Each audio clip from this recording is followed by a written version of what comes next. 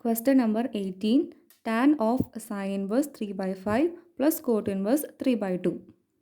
ഇതിൻ്റെ വാല്യൂ കണ്ടുപിടിക്കാനായിട്ട് നമ്മൾ ഫസ്റ്റ് തന്നെ സൈൻ ഇൻവേഴ്സ് 3/5നെ തീറ്റ എന്ന് പറഞ്ഞെടുക്കുകയാണ്. അപ്പോൾ let theta equal to sine inverse 3/5. അങ്ങനെയാണെങ്കിൽ സൈനെ ലെഫ്റ്റ് സൈഡിൽ കൊണ്ടുവരുമ്പോൾ സൈൻ തീറ്റ ഈക്വൽ ടു 3/5 എന്ന് പറഞ്ഞ് കിട്ടി. നമ്മളിതൊരു ട്രയാങ്കിളിൽ കൺസിഡർ ചെയ്യാണ്. അപ്പോൾ ഈ ആംഗിൾ തീറ്റ ആയിട്ട് എടുക്കുകയാണെങ്കിൽ സൈൻ തീറ്റ എന്ന് പറയുന്നത് 3/5 ആണ്. അതായത് 3 ഓപ്പോസിറ്റ് ബൈ ഹൈപ്പോട്ടനൂസ്. അപ്പോൾ 3/5 കിട്ടി.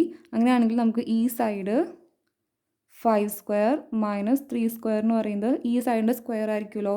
അപ്പോൾ നമുക്ക് 4² എന്ന് പറഞ്ഞ് കിട്ടും. അപ്പോൾ ഈ സൈഡ് എന്ന് പറയുന്നത് 4 ആണ്. അപ്പോൾ 3, 4, 5 ആണ് നമ്മുടെ ട്രയാങ്കിളിൻ്റെ സൈഡുകൾ എന്ന് പറയുന്നത്. അപ്പോൾ ഇതിൽ നിന്ന് നമുക്ക് ടാൻ തീറ്റ എന്ന് പറയുന്നത് opposite side by adjacent side. അപ്പോൾ നമുക്ക് 3/4 കിട്ടി. അപ്പോൾ സൈൻ തീറ്റയും കിട്ടി, ടാൻ തീറ്റയും കിട്ടി. ഇതിൽ നിന്ന് തീറ്റ എന്ന് പറയുന്നത് ടാൻ ഇൻവേഴ്സ് 3/4 ആണെന്ന് പറഞ്ഞു കിട്ടും. നമ്മൾ തീറ്റ ഓൾറെഡി സൈൻ ഇൻവേഴ്സ് 3/5 എന്ന് പറഞ്ഞെടുത്തേക്കുന്നത്. അപ്പോൾ ടാൻ ഇൻവേഴ്സ് 3/4 എന്ന് പറയുന്നതും സൈൻ ഇൻവേഴ്സ് 3/5 എന്ന് പറയുന്നതും സെയിം ആയിരിക്കുമല്ലോ, ഈക്വൽ ആയിരിക്കും. Which is equal to sine inverse 3/5. തീറ്റയ്ക്ക് 2 വാല്യൂസ് കിട്ടി. അപ്പോൾ ഇത് രണ്ടും സെയിം ആണ്. ക്വസ്റ്റ്യൻ എന്ന് പറയുന്നത് tan of sine inverse 3/5 plus cot inverse 3/2. അപ്പോൾ which is equal to tan of sine inverse 3/5ന് പകരം ടാൻ ഇൻവേഴ്സ് 3/4 എന്ന് പറഞ്ഞ് എഴുതാൻ പറ്റും. 3/4 എന്ന് പറഞ്ഞ് എഴുതാൻ പറ്റും. പ്ലസ് കോട്ട് ഇൻവേഴ്സ് 3/2ന് പകരം നമ്മുടെ ഫോർത്ത് പ്രോപ്പർട്ടി എന്ന് പറയുന്നത് tan inverse 1/x is equal to cot inverse x ഇതായിരുന്നു. അപ്പോൾ നമുക്ക് കോട്ട് ഇൻവേഴ്സ് x എന്ന് പറയുന്നത് 3/2 ആണ്. Which is equal to tan inverse 1/3/2 എന്ന് പറഞ്ഞു കിട്ടും. അതായത് എക്സ് എന്ന് പറയുന്നത് ടാൻ ഇൻവേഴ്സ് 1/x ആണ്. അപ്പോൾ എക്സിൻ്റെ പ്ലേസിൽ 3/2 കൊടുത്തു. 1/3/2. 1/3/2 എന്ന് പറയുന്നത് 2/3 ആണ് വരിക. അതായത് റെസിപ്രോക്കൽ വരിക അതിൻ്റെ. അപ്പോൾ ടാൻ ഇൻവേഴ്സ് 2/3 എന്ന് പറഞ്ഞു കിട്ടി.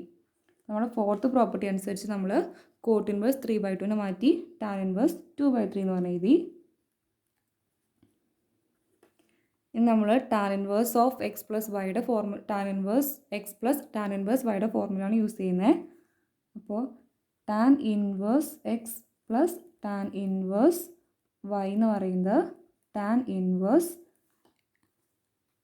X plus y by 1 minus x y ആണ്.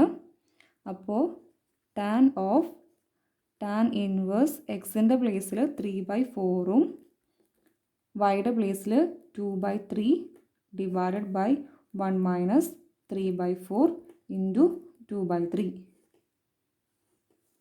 വിച്ച് ഇസ് ഈക്വൽ ടു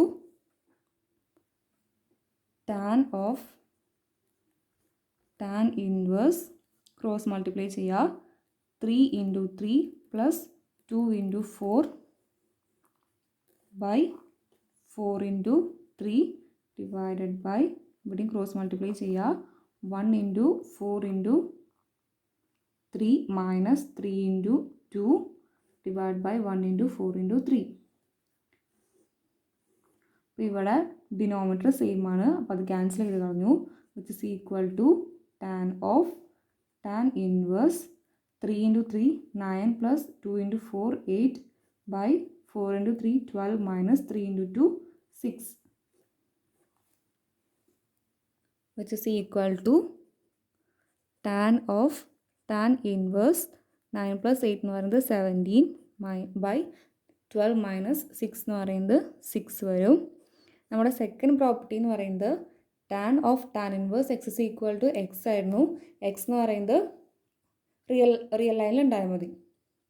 അപ്പോൾ 17/6 ആണ് വന്നിരിക്കുന്നത്. അപ്പോൾ നമ്മുടെ സെക്കൻഡ് പ്രോപ്പർട്ടി അനുസരിച്ച് 17/6 ആണ് ആൻസർ എന്ന് പറഞ്ഞു കിട്ടും. ഇതാണ് നമ്മുടെ 18th ക്വസ്റ്റ്യൻ എന്ന് പറയുന്നത്. Thank you.